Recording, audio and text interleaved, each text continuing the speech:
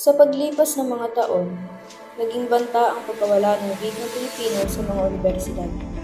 Sa ilalim ng CHED Memorandum Order No. 20, Series of 2013, tinanggal ang Pilipino bilang core subject sa kolehiyo.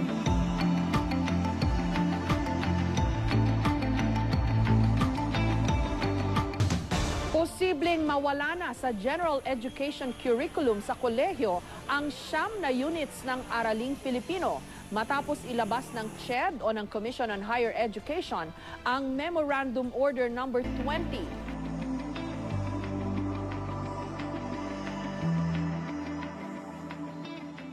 Ngunit para sa mga tagapagtanggol ng wika, ito ay higit pa sa isang asignatura. Ito ay ang ating pagkakakilanlan, kultura at kasaysayan. Para sa akin, bumutay ng isang samahan na naglalayong mapabagsak yung memorandum ng CHED. Sangayon ba kayo ng protesta tayo sa ating A1?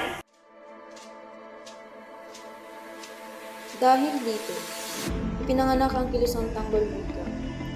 Sama-sama nilang tinutulan ang paglimot sa ating wika at ipinaglaban ng Pilipino bilang bahagi ng ating edukasyon.